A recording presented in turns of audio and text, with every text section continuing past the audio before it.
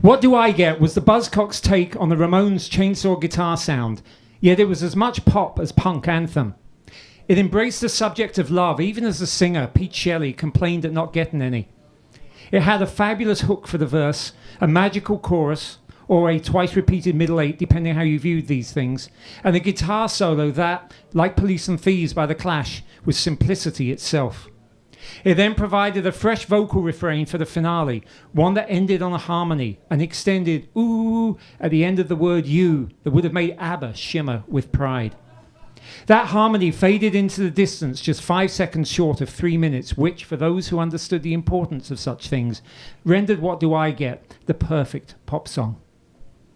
As a 7-inch single, though, it was even better than that, because What Do I Get came with a B-side, Oh Shit, that served as its antidote, repeating the title at the start of each line. And every kid I knew, but especially my school friend Christopher Modica after the incident at home over Orgasm Addict, had to be very careful not to play it when their parents were within listening distance. Packaged in a tantalizingly simplistic two-tone green sleeve, the single was a work of art, the perfect way to start 1978. What Do I Get was not a hit, though. The week it entered the top 50. Top of the Pops chose as its token new wave act not yet in the top 30, the band formed by the Buzzcocks' previous lead singer, Howard Devoto, instead. Shot by Both Sides by Magazine. I thought it odd that the show opted for the darker, longer, and less commercial single, but I also figured that the BBC was not comfortable announcing the word Buzzcocks to millions of pubescent kids. Which, if we allow now that the BBC has a show called Nevermind the Buzzcocks, kind of puts that in some perspective. As it happened, Shot by Both Sides was not a hit either, despite the exposure on Top of the Pops. Some music just didn't appeal to the show's audience. I studied all this with my usual attention to detail and concluded that Buzzcocks, the Buzzcocks, nobody seemed quite sure, had been dealt a major disservice. But there was no time to dwell on their misfortune. Great singles were coming at us no less fast and furious than What Do I Get itself. The Clash released Clash City Rockers, which, like Complete Control before it, seemed somewhat obsessed with the group's own mythology. And I didn't mind that so much, nor the fact that the chord sequence ripped off I Can't Explain, as that the emerging bullies of the third year, Raymond and Glover, who had somehow befriended Chris Boyle and by extension now hovered close by me and others with good music taste in the top stream, alternately threatening us with violence and threatening us with friendship, and I couldn't be sure which was worse. They latched onto it as their introduction to punk and made sure to wave the sleeve, a picture of Boot Boys on the march, at us in proof. The Clash were no more welcome on Top of the Pops than Buzzcocks. The BBC preferred the Tom Robinson Band, who followed up their top 5 hit with a live EP that included Glad to Be Gay. Although it wasn't the lead song, that was the less controversial Don't Take No for an answer. The BBC also stuck by the Stranglers, despite constant accusations that they were sexist. And they had plenty of time for the Boomtown Rats, whose She's So Modern quickly joined Mary of the Fourth Form as a lunchtime sing-along amongst our age group. And then there was Blondie, who hailed from New York, over there, and who, early in the new year, had a number 2 hit, as high as any new wave single had charted, with the effortlessly harmless Denis. It was a cover of an old doo-wop song, so we were told. We didn't know doo-wop from bebop. All we knew was that overnight, every single British male between the ages of 12 and 18 developed an immediate crush. I should make that an instant hard-on. For Debbie Harry, whose beauty I found so godlike, I even took a picture of her singing on Top of the Pops.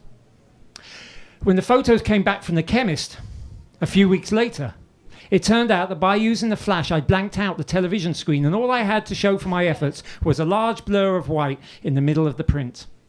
But I didn't mind, because by that point, I'd got Blondie's newest single, I'm Always Touched by Your Presence, Dear, in a limited edition and additionally expensive 12-inch form. The extra inches were there, I figured, to blow Debbie's seductive face up to the maximum possible size on the front cover. They certainly weren't there for the music. The 3-track EP took up just 8 minutes in total. A reverse image of Blondie could be found closer to home in the shape of X-Ray Specs, whose lead singer, Polly Styrene, was short, plump, kind of ugly, with braces on her teeth and dark-skinned.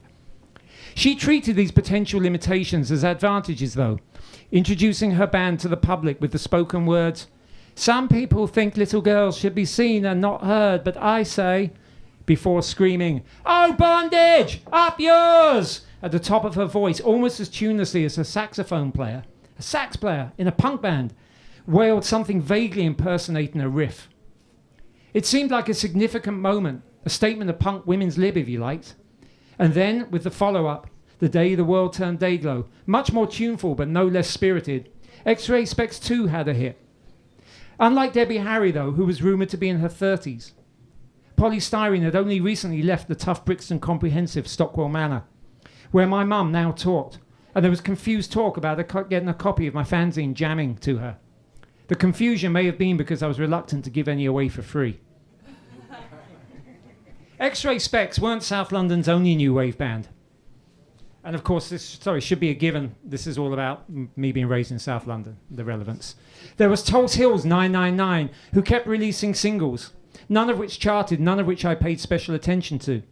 There was Squeeze from Deptford off to the east, where my friend Jeffries and his mates often went to party, who had a minor hit with a song called Take Me, I'm Yours, which featured what sounded suspiciously like a synthesizer, which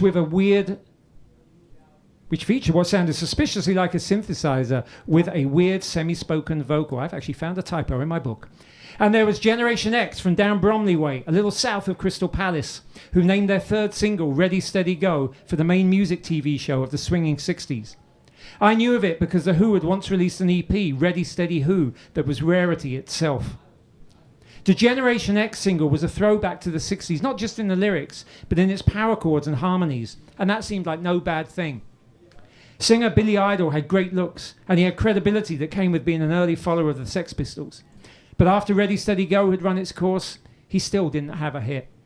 The charts just weren't fair.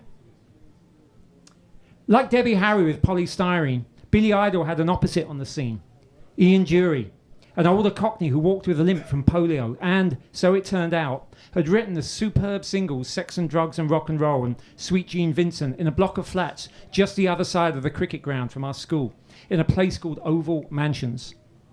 Typically, anything in London that went by the name of Mansions was a rundown housing estate that dated back before the war and was now in a state of serious disrepair. We probably passed him in the streets on the way to and from school over the years and clocked him for one of the winos who hung out in the churchyard.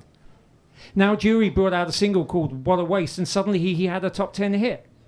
So sometimes the charts were fair. He wasn't much of a punky in Jury, but there was something cheerfully, disarmingly rebellious about him that allowed for honorary punk status. His success was like the great revenge of your mad uncle. Those who paid attention to the labels in the middle of all these singles knew that Ian Dury was on Stiff Records, the independent label that had released the first UK punk single, By the Damned. Stiff had also given us Elvis Costello and his buddy Nick Lowe, and so it was big news when those two jumped ship with one of Stiff's founders to start up their own Radar label. Radar launched in those same hectic weeks at the start of 1978 with Elvis Costello's inch-perfect This Year's Model, home to the hit singles I Don't Want to Go to Chelsea and the aptly titled Pump It Up, and Nick Lowe's Jesus of Cool, which actually had the bigger hit, the easygoing I Love the Sound of Breaking Glass, which was quickly followed by one that didn't chart but which I thought was far superior, Little Hitler. Like the song Night Rally that closed This Year's Model, Little Hitler was about the rising tide of fascism, evident in the increasing amount of NF graffiti on our neighbourhood streets, and occasionally, despite, or most likely because, of the growing number of black and Asian kids at our school on the toilet walls at Archbishop Tennyson's. Stiff was always good for a novelty or two. Its catchphrase was, if it ain't stiff, it ain't worth a fuck. And it responded to the loss of Costello and Lowe by looking to the States, but far beyond the New York of Blondie, the Ramones and Talking Heads, and all the way out to Akron, Ohio. We'd never heard of Akron. We had no concept of Ohio, come to that. Our geography lessons never touched on the USA as anything other than a territory discovered by European explorers. But thanks to Stiff, we now knew that Akron was the rubber capital of the world. At a time when record companies were trying to buy our loyalties by releasing singles in various shapes and sizes, and especially in different colours, Stiff went one further. It placed the Akron compilation inside a scratch and sniff cover. Scratch the cover and you inhale the smell of burning rubber. I wasn't convinced the Akron compilation was worth buying just to smell the rubber. After all, it didn't even include the one Akron band that I was genuinely excited about, Devo, who with their spaceman suits and flower pot hats and their strange theory of devolution seemed positively alien and therefore totally intriguing. Fortunately, John Matthews came to school with a copy of the Akron compilation, and at a couple of designated times during the day allowed us all to get a sniff while he scratched. Quite how Matthews was able to acquire so many records, I couldn't figure out. All these incredible singles and albums were released in a mad assault over just a few weeks at the start of a new year. 7-inch singles weren't particularly expensive, and we all got pocket money, but none of us were rich. There was a limit to how many 45s you could buy in any given week. Eventually, Matthews let in on his secret. He was nicking them from the HMV store on Oxford Street. Shoplifting, he said, was a doddle. Everyone was at it.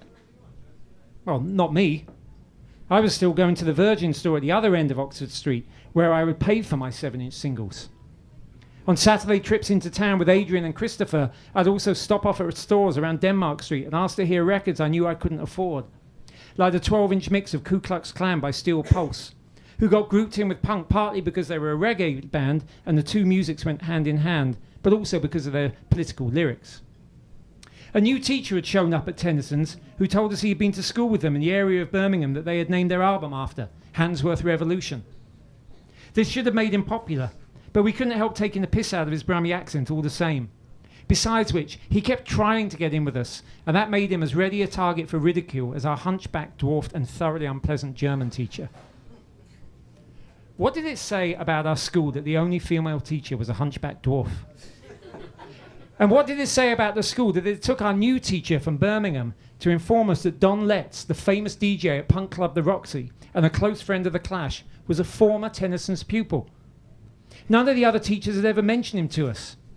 In some ways this made sense. The list of famous old boys imprinted on a plaque near the Assembly Hall consisted entirely of military figures.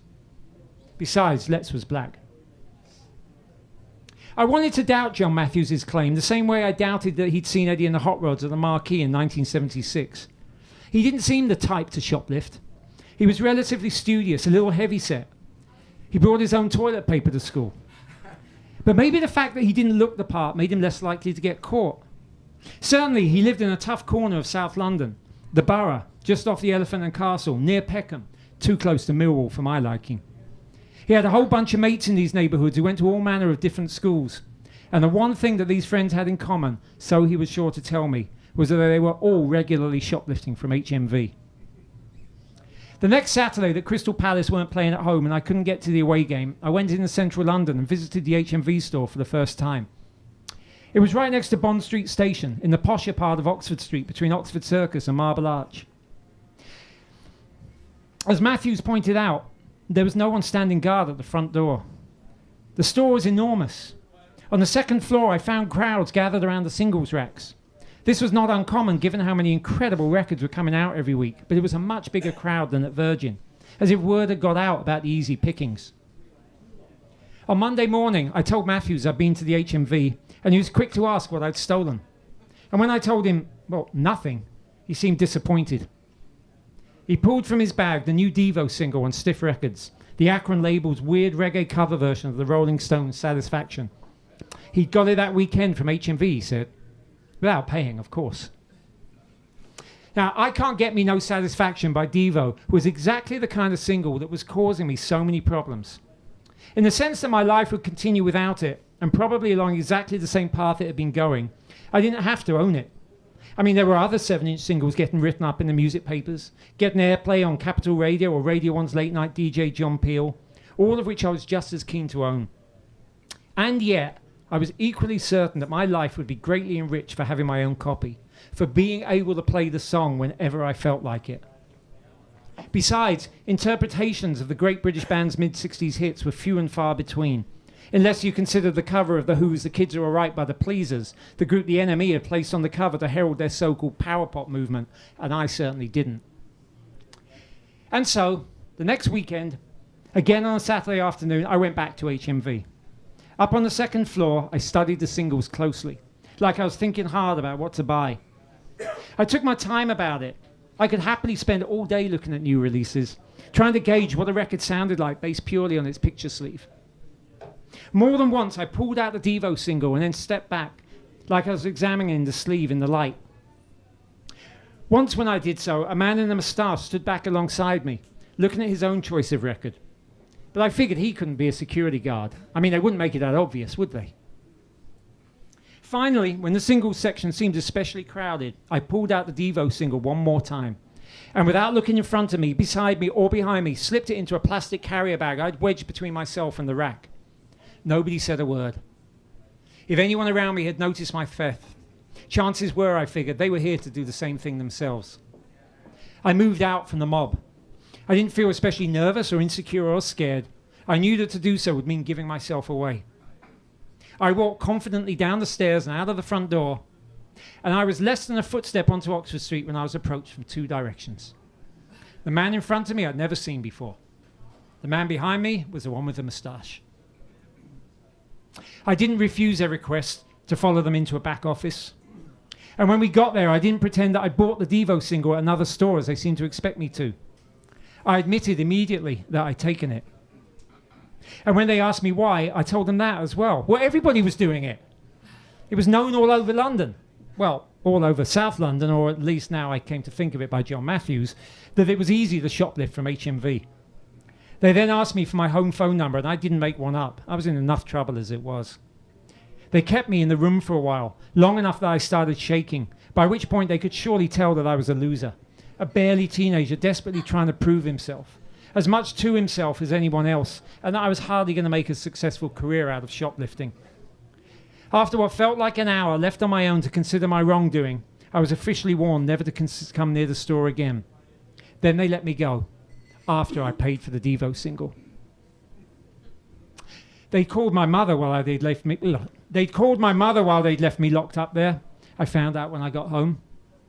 This would have been embarrassing enough for any middle-class kid who didn't come from a family of career criminals, but it was especially awkward given that my mother had recently become a voluntary magistrate.